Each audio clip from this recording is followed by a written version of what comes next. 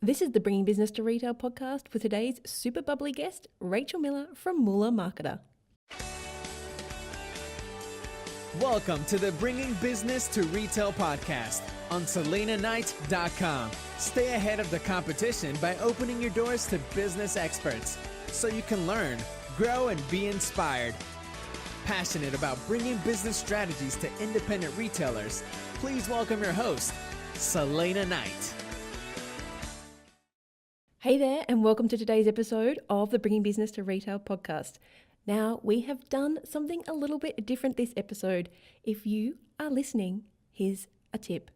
We are recording our podcasts with video these days. And today's guest, Rachel Miller from Moolah Marketer, has so much energy. I mean, guys, between her and I, you're getting like an hour's worth of information in about 40 minutes. There is so much energy, so much excitement. We talk about so many things. And I've captured it all on video. Now, those videos will be on our YouTube channel, Bringing Business to Retail, and also over on the website. So if you're looking for something a little bit different, if maybe a podcast is not what you need right now, you need a big dose of healthy energy, you can grab that over on the website, SelenaKnight.com, or subscribe to the YouTube channel because you'll be getting podcasts in video format from here on in. And today, Rachel is going to be talking to us about how to make a Facebook post go viral. But we got so excited in our chat that I kind of forgot to do an intro for her. I saw Rachel live at Traffic and Conversion, and she had so much energy and so much amazing information. I took so many notes. I've got about 3 pages of notes from her session, and I thought she has to come on to the show. But before we jump into the episode, let me tell you just a little bit about her. Rachel is a serial online entrepreneur, and she's the mum of 6 kids. Not 1, not 2, not 3, not 4, not 5, but 6 kids. She began as a blogger, and she went on to build audiences ranging in the millions. Not only has she created dozens of viral videos, she's helped over 30 businesses reach more than 10 million people in a single Facebook post. Hey, who doesn't want that? And here's just a little tip. Rachel has got a cheat sheet that she's going to be giving away. And if you are listening on your podcast app, I'll pop a link into the show notes. And if you're in the website, there'll be a big button where you can click over to get her cheat sheet on what she calls conversation starters to help a Facebook post go viral. She's helped over 20,000 page owners to grow their audiences within her group, Facebook Page Strategies. Rachel's a published author of multiple books, including a bestseller that's sold more than 100,000 copies. And she has had her viral Facebook post featured on Good Morning America and other national magazines, as well as syndicated shows. Let's be honest, Rachel kind of knows her stuff. She's going to show you how viral Facebook posts are your business's awesome source. Before we jump into today's episode, I just want to give you a little heads up of something that's happening. This week, I recorded an interview, and unfortunately, this one wasn't a video interview, but I was lucky enough to be able to interview one of the world's leading online marketers, Mr. Neil Patel, also known as the guru of SEO and traffic. And I have to say that I was a little bit nervous. My interview was scheduled for 8:45, and I woke up at 5 o'clock. I was so nervous for days beforehand because I knew that he would be able to share some amazing insights with you on how to grow your traffic to your website. So I have to say, I'm feeling super blessed right now. I am feeling extremely grateful to the universe for putting 2 amazing people like Rachel Miller and Neil Patel into my airspace so that I can bring you these awesome tips, these strategies that seriously will help you grow. Guys, I don't underestimate the information that's coming up in the next few episodes because it can be life-changing. I implemented just 2 of Rachel's conversation starters and I saw about a 30% engagement on my Facebook page. Now, normally we're getting like 2%. I had 30% just using 2 of her strategies. So stay tuned, grab your pen and pencil. We do jump around a little bit, but everything we talk about is good stuff. Grab your notepad And also don't forget to head over to Rachel's website to download that cheat sheet on the conversation starters to help your posts get more reach and potentially to get your Facebook post to go viral. So let's jump into today's episode with Rachel Miller from Muller Marketer.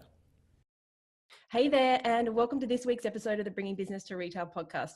I am super excited to have Rachel from Muller Marketing on because, hi. Yeah, sorry.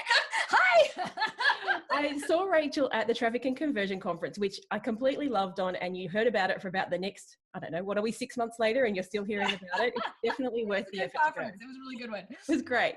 But I saw Rachel on stage, and she talked about how to make a Facebook post go viral.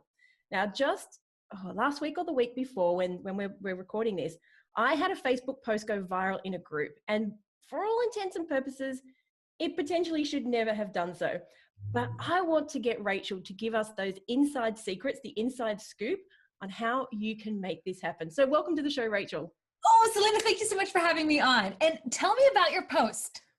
Oh, okay. So it was, when you're doing a webinar or a masterclass, you pop something in all those groups in the hopes that you don't get blacklisted and you don't get taken down. And usually when I do it, it's a little bit of a story about somebody who has had a result. And then I say, hey, if you want to come along, just comment yes, because you get like 10 or 12. It's no big deal. They send you an email, you copy and paste it. I had 1,000. Oh, wow. So what was your story and what was the result that you were talking to them about? Okay, so it was a Facebook ads. Funnily enough, it was Facebook ads. It was 3 hacks that you can use to get better converting e-commerce Facebook ads. Love it. And I had this I wanted to capture the little speech bubble where this lady, Heather, had said, I did everything you said, and in 24 hours, I had a 500% increase in traffic. But of course, for the life of me, I could not find that speech bubble. And I know that she said it because I've reiterated it so many times.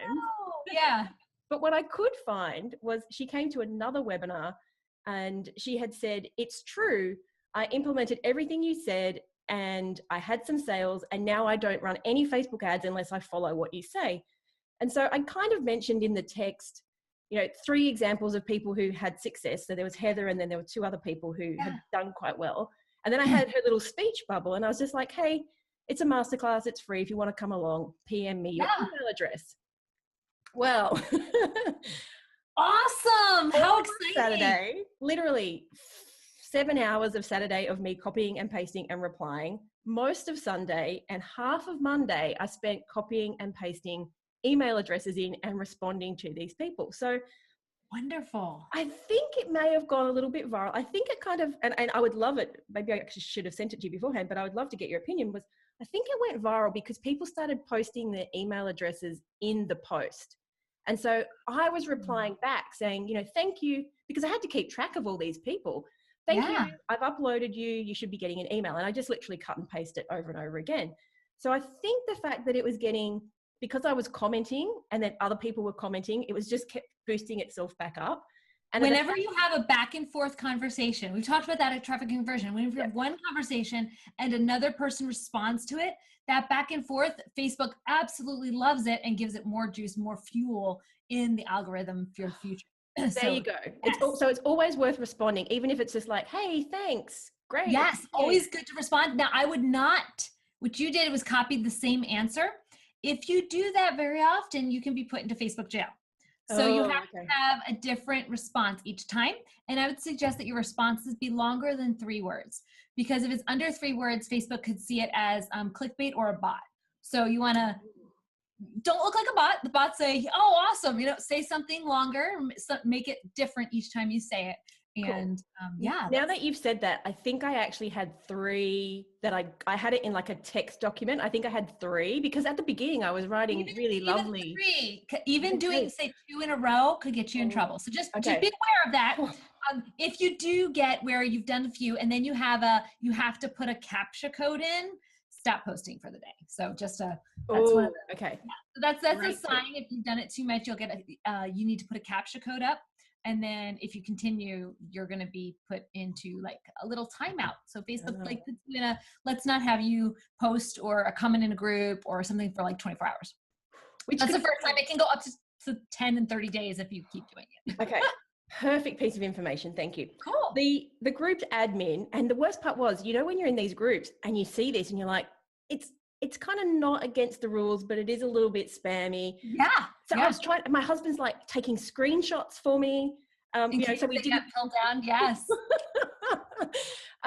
They shut the commenting down. That's what they did. They turned the commenting off at 1,000 comments, which was actually quite nice because at that point I had a whole day of, still getting over the whole fact. Yes. The thing is, I didn't ever expect to get that many people. I expected 10, 12, maybe 20. If you're on a good day, you get 20. So tell me, what are the key bits of content that we should stick into a potential viral Facebook post? So there's 3 things that I think are important for creating a viral. One is what's called a bumper sticker. You need to be able to speak the language of your audience. Okay. So, and believable language. So if you said you 500 times their traffic, they probably wouldn't believe you. But somebody who says something that's written more believably may actually have more authentic feeling, may actually have a better result for you. So the first one is to do a bumper sticker, which is speak for your audience. Second tip is to feed Facebook.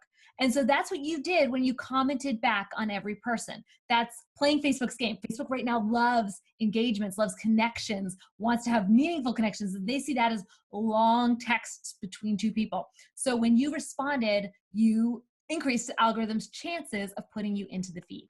And you even increased your personal profile's relationship to that person. So next time you post in that group, more people will see you talking. Oh, interesting. So should you tag the person who's commenting? Like, so say if you're responding to somebody's comment, should you tag them back, or is Facebook smart enough to know that you're replying to them? Facebook's smart enough, but I tag everybody I can almost always. So ride their coattails, because if you tag them, sometimes their friends will also see that tag because they see 2 people that are having a conversation together. And if their feed's boring, maybe Facebook will encourage them to engage in that conversation as well. And there's just so much behind all of this, isn't there? There's so much that is completely out of our control. We can stack. Oh, we can control that. You can control that. Oh, okay. Yeah, you talk to those people. That's controlling it. So people tell me, well, the Facebook algorithm's dead for me. I'm like, well, have you talked to your audience lately? No, I haven't. I don't do that type of post. I'm like, well, of course Facebook's dead for you. Or, oh, you auto-schedule everything. Well, you're not talking to your audience if you've auto-scheduled it. So yeah, Facebook's going to be dead for you because you're not playing Facebook's game. Yeah, it's like when people say, I've had no sales. And my first question is, so how much marketing have you done this month? Exactly. And they say none. And I'm like, well, there's your answer. Real hard to figure that one out, guys. Okay, so we've got the bumper sticker. We're going to feed Facebook. Can you, before we jump away from that one, can you artificially inflate the feeding of Facebook? Like, can you get your friends to come in and comment? And does Facebook know? Does Facebook go, hold on, the only 10 people who've responded to that post also happen to be your friends? Oh, I had this happen with one of my aunts. I had a new page that I was starting, a new business. And this was my Shopify store. I had a Shopify store. I had it running for about 4 months before I had to close it down because I forgot I had it. Long story, but anyways, when I did start it, my aunt, bless her heart, all the products are for young moms. Like we're talking like cut your sandwich, a sandwich cutter. Okay. My great aunt doesn't want this, that's not her, like a baby rattle, not great aunt's thing. Right. Yeah. But she found out that I was starting a new business and she wanted to help me. Cheer squad. I know. Cheer squad. And all like 75 of her friends, she told them all to go support my blog and my new website. I was like, oh, dang it. So now Facebook thinks I'm a baby store for grandparents. Grandparents who have no children and no grandchildren because their grandchildren are 17. But anyways, it didn't go over well, obviously. And so I had to thank her kindly for liking my page and encouraging all of her friends to like my page, wait 3 days, delete them from my page, help them unlike my page so that Facebook didn't think I was all for older people. And of course, they're all commenting on everything because they're all being super supportive. So now Facebook just thinks my page is for them. So while I'm saying I'm a baby and parenting site, they're like, but wait a second, your baby parenting site and everyone that is on your site is over the age of 70. So this isn't really a baby parenting site because they're like way out of that realm. So yeah. So anyways, my point is that we removed them, waited a little bit, and then we were able to grow that page again. Okay, we'll get into the baby parenting thing because people are probably thinking there's a bit of a disconnect here. Why is she here talking about Facebook posts? Because you kind of have two businesses. Oh, sorry. Yes, I help people go viral on Facebook with very little ad spend. So think top of the funnel. So while Selena was talking about conversions and sales, we do a little bit talk about conversions, but mostly I talk about how to get people into that funnel to begin with so you can retarget them, so you can get them into that nurturing sequence so you can sell to them. So we just do how to get that wide range of people engaging with you as fast as possible. With hopefully as little money as possible. Oh yeah, sometimes we've gotten people to go insanely viral for like under $10. Okay, now before we get into the third one, tell us a little bit about, I know you gave me a couple of examples when I saw you at Traffic and Conversion, but you've helped people to get like 10 million views. Like throw some stats out there so people can just go, this chick is awesome. I know, it's kind of freaky. It's kind of crazy. Okay, there's a girl actually like 2 weeks ago, she sent me the stats. She has 10,000 Facebook fans. She has a reach for her whole page, not of a single post. She has 4 posts that are going viral right now. None of them are in the 8-figure club, but collectively her page has a reach of 11 million people. Wow. And isn't that insane? Which is, it's insane when we know that, you know, that 2% statistic, you know, 2% of your organic traffic are going to see your posts. Well, here's the thing though. That's not the case if you've got high engagement. If you have a high engaged page, you will have a lot more of your audience seeing your post. So we, at one time, we were averaging as a group of over 20% engagement on our content. Wow. So we've been down, we're about 6 to 10% now since the algorithms changed a little bit. So it's gone down a little bit, but we're still solid engagement on a lot of content, which is why we're able to reach 10 times, in Christy's case, 10 times her audience. Now, the thing is, Christy's topic is okay with reaching 11 million people because she's a women's health site. Like she's a fitness coach. So it's a women's health site. It can totally reach 11 million people because there's 11 million women that want to know about fitness, right? But one of my other people in my class, Anna, she has a Hebrew, teach your kids Hebrew from home, like course. Okay. It's big a niche. Like the number of parents who want to teach their kids Hebrew is not that many compared to the number of women who want to stay healthy, right? So for her, she has an audience. I can't remember the number of her audience, the amount of her audience, but she had a conversion of her page of 1/3 buying her course. Wow. So, some people think like, okay, Rachel's all about virals, and I am. I can make your stuff go viral. But the thing is, what you really want are people who love you and are engaged in your topic. Even if there's only 5,000 people in the country who are right now actively trying to teach their kids Hebrew. It's a small little group of people. But if you can get 30% of those, you're doing well. You're cleaning house, and that's like a solid income, and she's retiring her husband on that. So, and they're traveling the country in an RV right now. It's so stinking cool. And that happened though because she had high engagement rates. So a viral gets you high engagement rates, or rather any high engagement rates gets you a viral, but high engagement rates also bring you sales to your product without a sales page even. Okay, before we get into number 3, let me just ask you a couple of things there. We talked about auto scheduling. Mm-hmm. For a lot of people, social media is the bane of their existence. It's like, I feel like I have to post on I Facebook, feel that way too sometimes. on Instagram, on Pinterest, on Hold your granny panties, you can do it. All right, so a few things. One is, can we post duplicate content on Instagram and Facebook? Yes, but you want to know that those platforms act differently. So Instagram likes hashtags. Facebook does not like hashtags.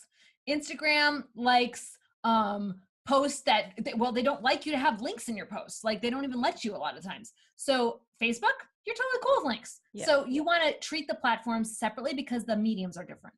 Okay. And the other one is, have you seen posts go viral that were auto-scheduled? Not on the same level. We've had one auto-scheduled post that I think got to like 3 million. The majority, we have what we call an 8-figure club. Those are people who've gotten their post to over 10 million in reach. Every single post in the 8-figure club is not auto-scheduled. And we have 34 people so far in that 8-figure club that have gotten a single piece of content to over 10 million. Several of those people have gotten 3, 4, 5 posts to over 10 million. Wow, So that's just like a high five. I'm just going to. I know, it's crazy. We've had three people get to over 1 million Facebook fans, and none of them use schedulers. So I'm going to trust my gut on this and say, don't use a scheduler. Facebook made a scheduler. Facebook loves itself. Like, why would you use something else? Okay. So on that point, if people are feeling overwhelmed by how much they need to be on social media, and I just have to say, I am on social media. I hang out on Facebook. I am probably on there for most of the day, in the sense that it sits in the tab over there. I wait to see if things pop up. However, personally, Facebook sent me a message the other day saying, hey, it's been 6 weeks since your friends heard about you. And I was thinking, nah, no way. I am on that page every single day. But of course, I'm on my work page, not on my personal page. So if you're feeling overwhelmed with how much time we spend on social media, the big time suck that it can become, would you suggest maybe just cutting it down to like 2 posts a week? Or do you think that there's an optimum amount? There is an optimum amount. I think that is better for your page. It's healthier for your page to post 2, 3 times a day if you're a smaller page. And if you're a very large page, that might be 5, 6, 7 times a day, depending on this audience's engagement level. So what am I saying by saying posting that often? Because Facebook will give you so many chances to get your content out there. If your content's already going to go to, say, 1,000 people. So if you put it out 3 times, well, now you have a chance of seeing 3,000 people seeing your content and then choosing to go out to more people. If you only post 1 time a day, well, it's only going out to that 1,000 people. So you still had 2 more chances to get it in front of 1,000 people. That's assuming you've got like a 10,000 Facebook fan page. So can we post the same thing 3 times? You can, but your audience isn't going to see that post again after they've seen it once. So you're cutting your chances if you do that same post 3 times. Now, what you could do is post that the first of the month, first of the month, first of the month.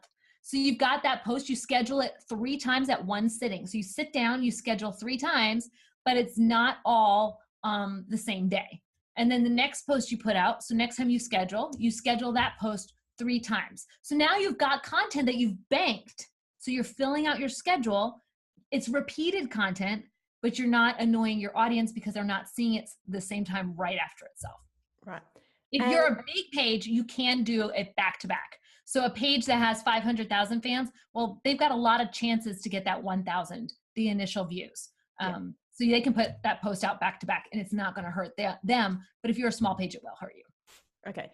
And in terms of engagement, do you subscribe to this theory that a lot of people have a different theme for each day? So, Flashback Friday and you pull something out, or Tempt Me Thursday and you get people to post on that. Do you see that working for engagement? Not so much.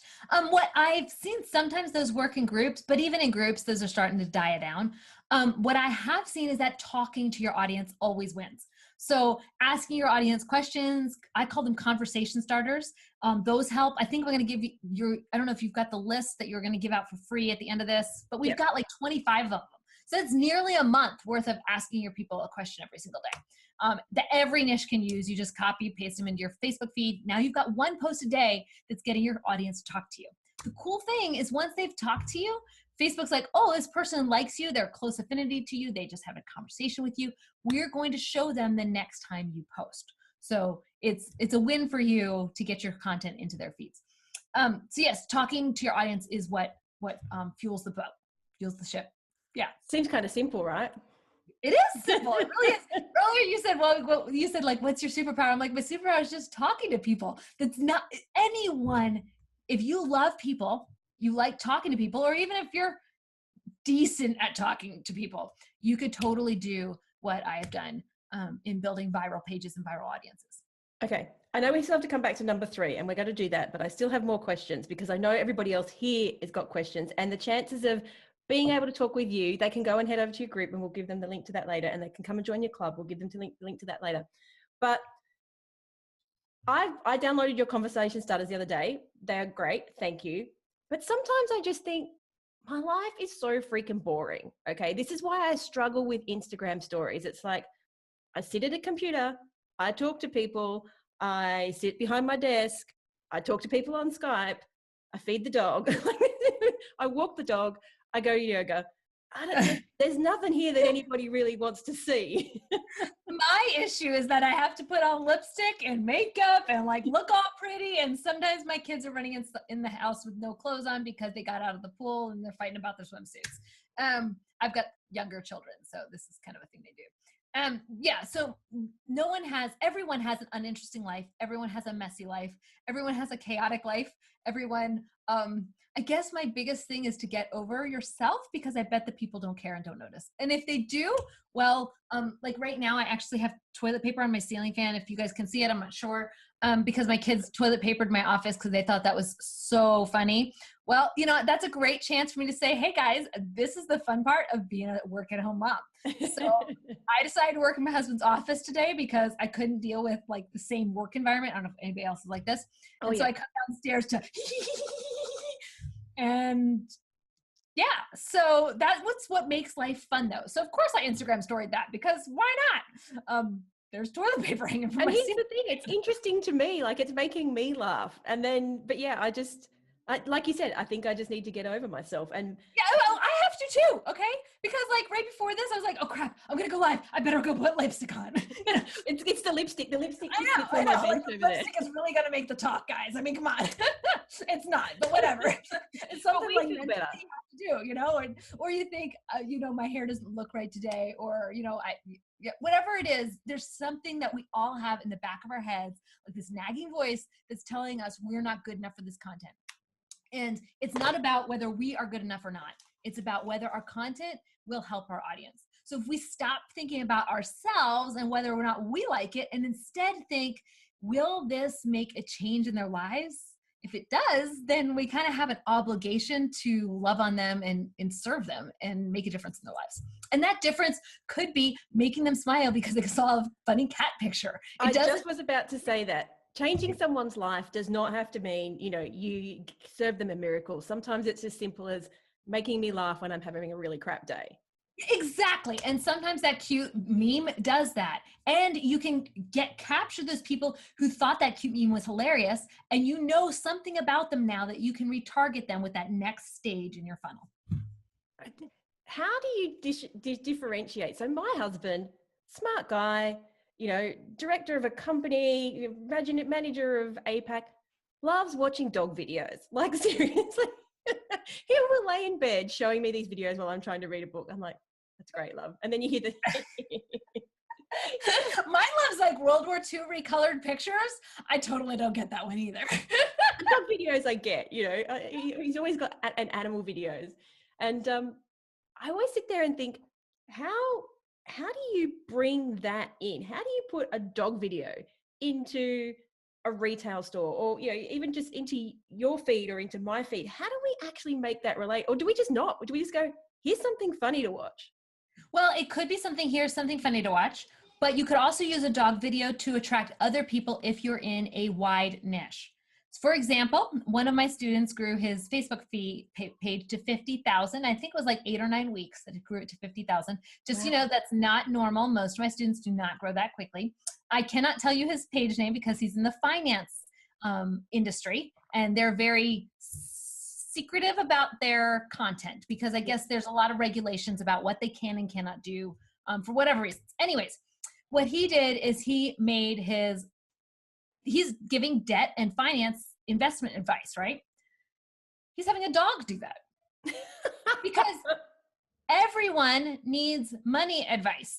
This isn't something that just one type of person needs. Yes. Everybody needs this. His advice is not just for parents of college kids or for people getting ready for a retirement. His advice is something that's applicable to all people who live in a house. So knowing that, the dog gives them the hard stuff. It's a cute dog. You're not being judged. You're not in debt. The dog's just giving you some tips for you to do. And he's done really well. So it's possible for you to grow. You just have to think outside the box and be creative with your content. if you focus on making your readers' day, making them feel good, making them look good, making their lives better, your content will, if you love your audience, your content will deliver for them. And your business will grow too. I was just thinking about the dog post, and one of my clients, they got a new puppy, and I said to her, start putting the puppy in the newsletter. And so she does her newsletter talking about whatever. And at the bottom, she always has a Chili update. Chili is the dog's name. And she said, I just get all these people replying back to the newsletter with updates about the Chili. And when she does a market or something, people will say, how's Chili going? So, she's built that connection from the dog. Yes. And a lot of people are dog lovers. A lot of people are realtors.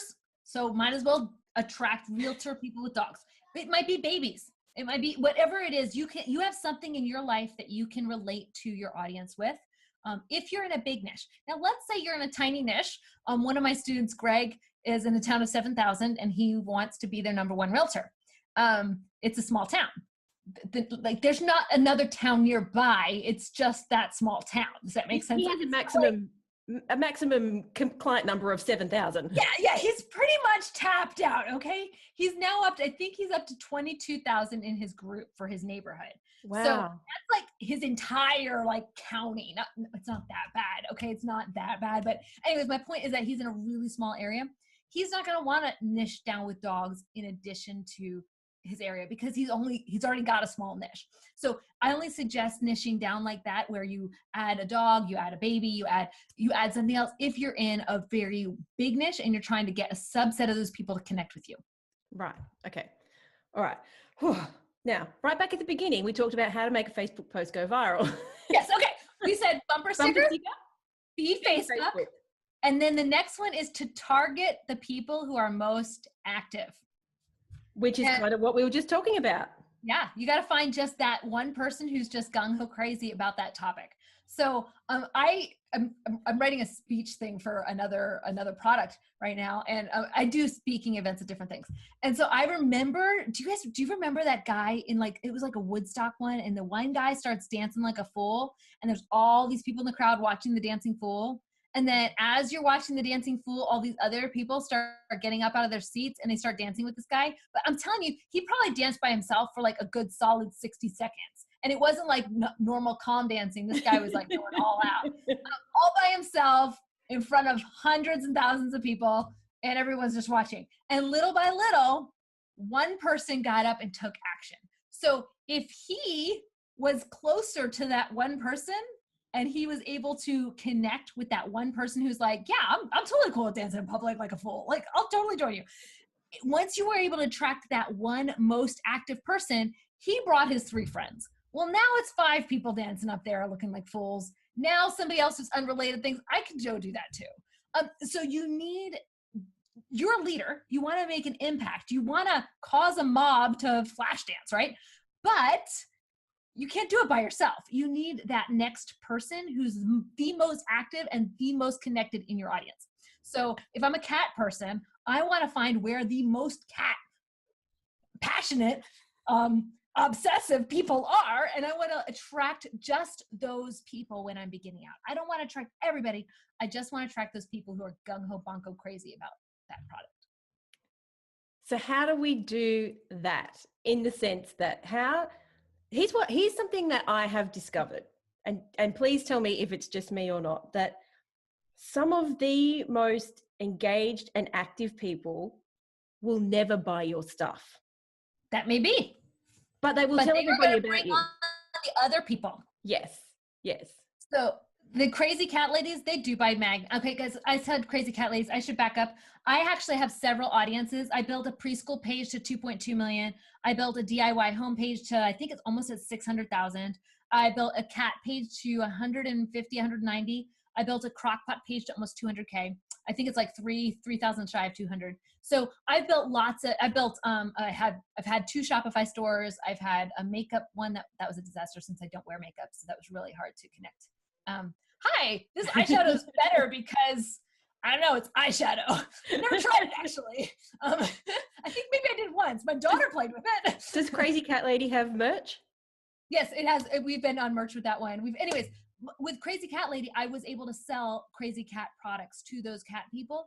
But those wanted more than the Crazy Cat people to bring on everyone else who is buying Crazy Cat stuff. So who would get a Crazy Cat post to go out to the world? That person who's going to tag all of her friends. Her friends are going to buy a whole lot more than she is. So I care more about engagement and finding that person who's going to be the crazy person to get up and dance than I am being the guy who's selling stuff to all those people that are out at the event. Cool. It's all coming down to engagement. Yes, engagement. That's where, but engagement fuels conversions if you've positioned your product. Just like Anna, we told you about Anna and how she has a small audience, but she was able, because she had that engagement, to get them to purchase her Hebrew lessons in a great big way. When she opened that course, it was so exciting. She did that because she loved on that audience and had engagement. So engagement does fuel only if you've positioned your product.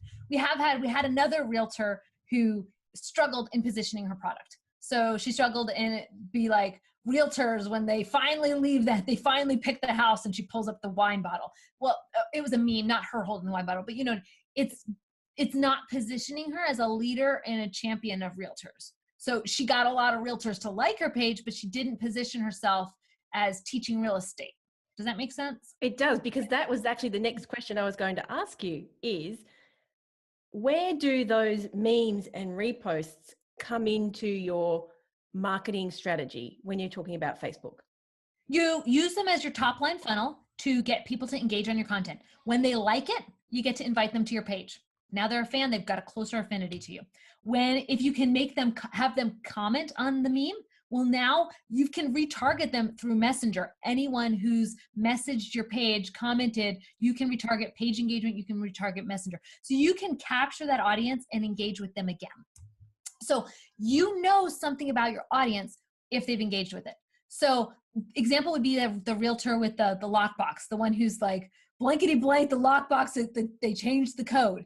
Well, that's not positioning her for selling her real estate course, because she's positioning herself as depreciative about realtors, right? Yes. But she knows everyone that's engaging on that content. No one cares about that unless they're a realtor. So right. She does know she has realtors in her audience. So now it's just a matter, you've attracted all these realtors. Now you need to work on positioning yourself so that you can sell to those realtors. So now you're going to have to change from being depreciative to, this is what I did to sell more homes. You can too. Okay. So say we have followed all of these steps so far, which we've got the bumper sticker, we're feeding Facebook, and we're targeting the people who are most active, and we're doing well. We've got our 5,000, 10,000 likes. What do we do with it? Retarget them and sell to them. But what can we do to make it viral? Like, I know that you've talked about a few things you can do in terms of sharing and moving that post around. Yes. Can you share that with us? We got some strategies. So what you can do is you can take a person's share from your share and reshare that onto your page or share that into a group. Facebook loves person-to-person connections right now and person-to-person engagement. So you can encourage that by sharing from people in your audience that have shared from you. So that's a strategy. I'd need to show you, because as I'm saying that, it doesn't make any sense if you don't see where I'm clicking. You have to click to the permalink and you grab the permalink and it auto-populates and it doesn't grab their personal data. So it's not public to the world that you're sharing from this person, but it looks like it to Facebook. So it's just telling the algorithm that you're paying attention to your audience and engaging back with your audience. Okay. Do you have any suggestions for potentially that post that went viral in my group? Because once it's in a group, I can't share it, can I? It wasn't my group. No.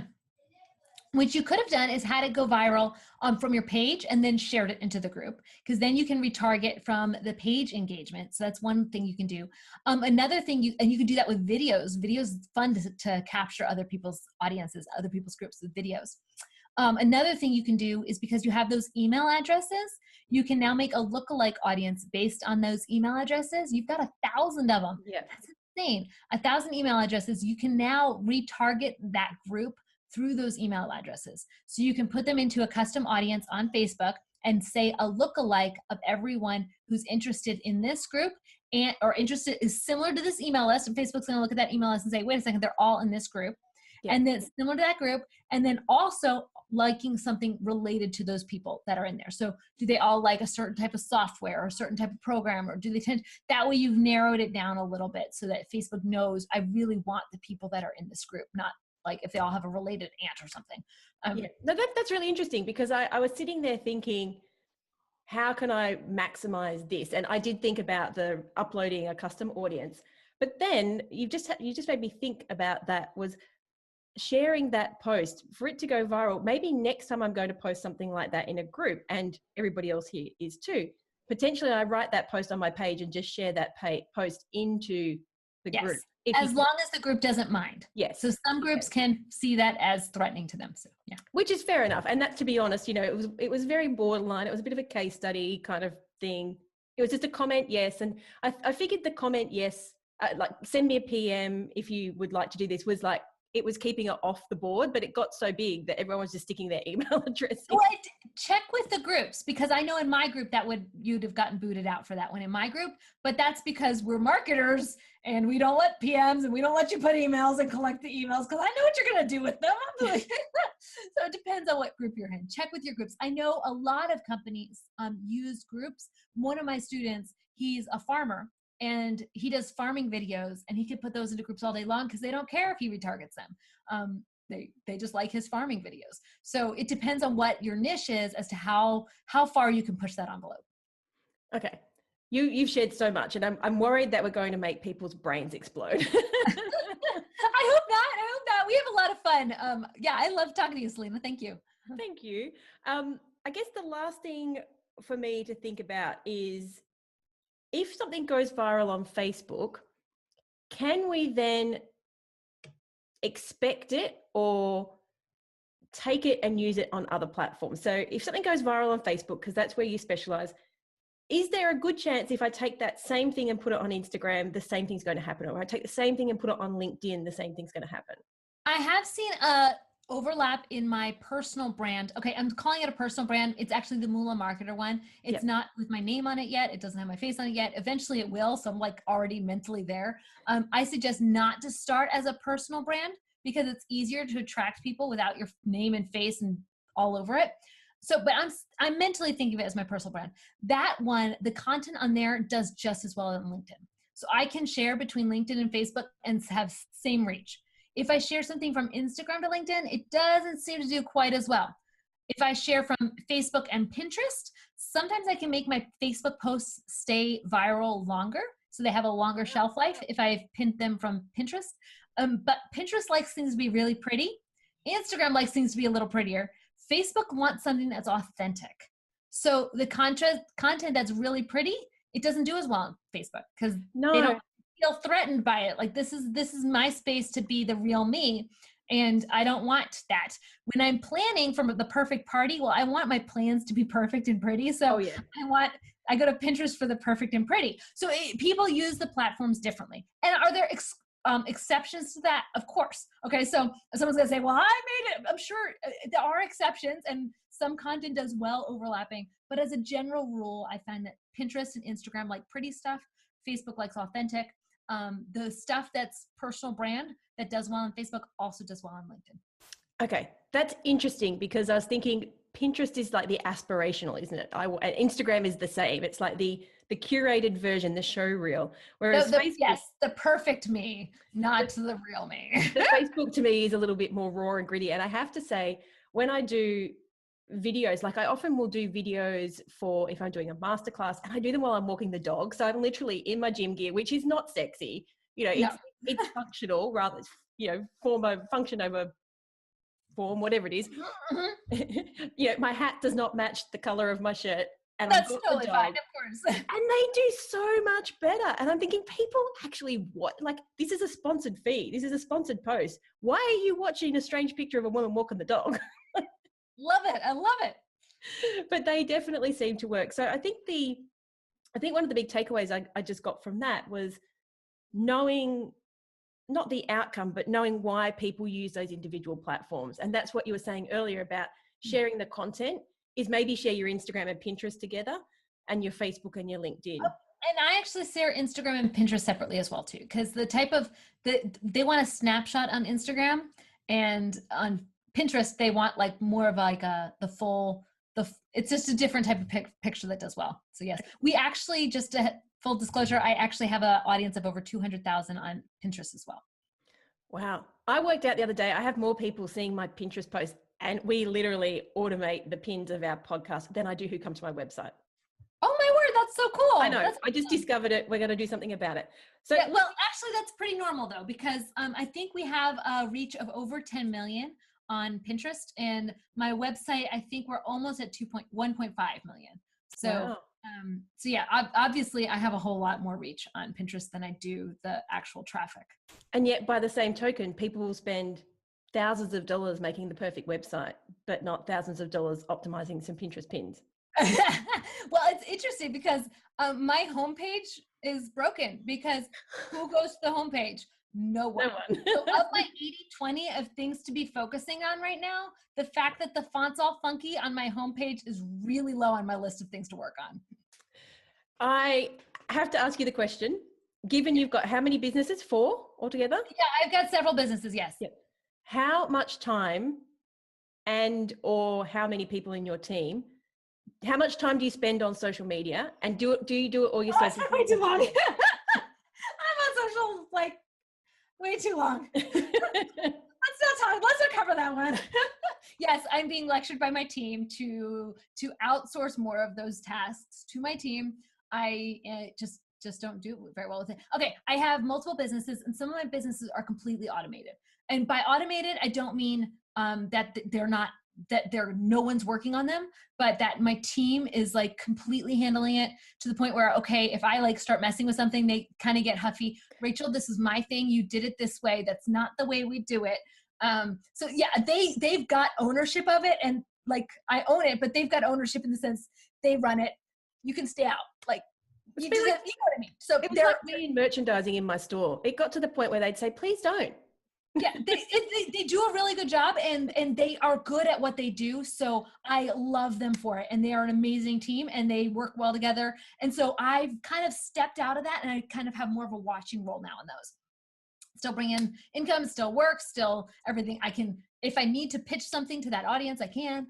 So yeah, that's there. And then in addition to that, I've got a merch product line with my cat site. That one, we're kind of letting it fizzle because I've just gotten so busy. So when one product gets snatched by a competitor or the whatever happens to it, I just kind of let it kind of fizzle. And so eventually we can, in Q4, I might revive it. I'm not sure yet what I'm going to do on that one. And then we have Moolah, which are my current biggest earner right now. And that's the teaching people how to go viral on Facebook. So that one's doing and so well.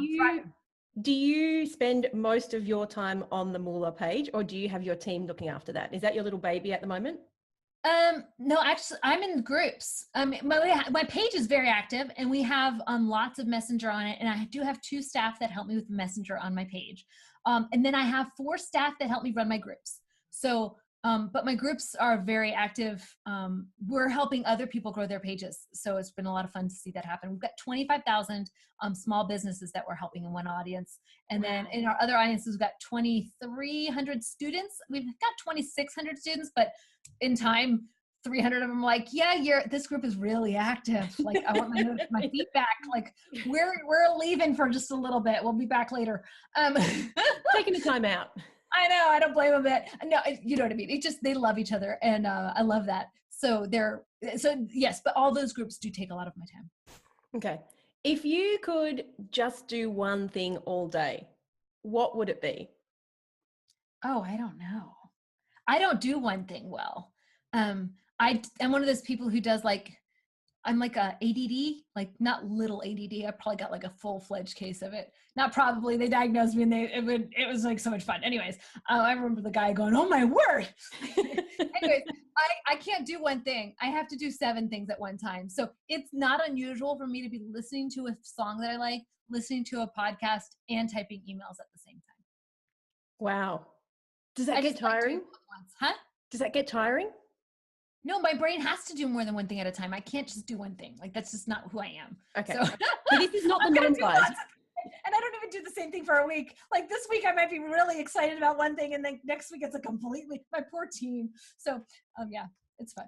Okay, so this is not the norm. You do not have to do 4 things at once in order to be successful, guys.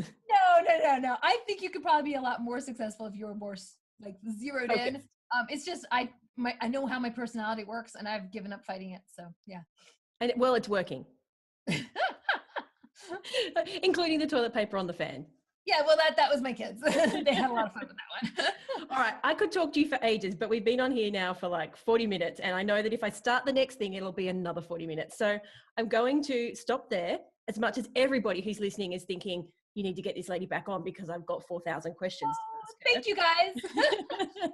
Tell us, I know we're going to put it in the show notes, but tell us where we find the Moolah Marketing Club, because I think that's probably the most prevalent one. And we can talk about, maybe Crazy Cat Lady as well. Yeah. Facebook Page Strategies is my Facebook group. And that's the group where I'm in there every day, giving you guys tips, answering questions. I've tried to shut up and get out of there, but I just keep coming back to talk to y'all. And we have got your conversation starters. Is there 25, I think? Oh, 25, 26. I can't remember the exact number. There's a bunch of them. We're going to share that so that people can get some engagement and get some real conversations going. Yeah, just put one up every other day. Like, just give yourself the permission to kind of take a breather on those sections. Put one up every other day and let me know what the results are. I'm guessing that you're going to see an increase of engagement and that will fuel your future posts being seen. So, do we need to have a picture? Huh? Do we need to have a picture, or can we I just put the conversation starters up. Sometimes I have a picture, sometimes just the conversation. Great to know. Okay, and website, even with its funky homepage? Oh, that's one of my business sites. That's One Crazy House. My main site is moolah.life or rachelmiller.com. Either of those work. We're going to put both, all of these. Thank you. I appreciate you, Selena. Thank you. Thank you so much. And guys, if you ever get a chance to see Rachel live on stage, you should definitely go, because we didn't even talk about her amazing story, which I'm going to hopefully go and quickly put into the intro of this episode. Yeah. Thank you. I appreciate it. You have a great day. I hope you enjoyed this week's episode of the Bringing Business to Retail podcast. You can find all of the show notes over at selenaknight.com. If you found something that you heard today particularly useful, I'd love it if you could leave me a review on iTunes or Stitcher. And of course, feel free to share this episode with someone that you think could benefit by listening to it. Want more retail biz strategies? You can watch the Bringing Business to Retail TV show, where each week I'll answer a question or provide you with a simple, actionable retail biz strategy that you can implement in your business right away. If you have a question or a guest, I'd love to hear from you. Drop my team an email at podcast@selenaknight.com, and I'll see you on the next episode. Have a great week.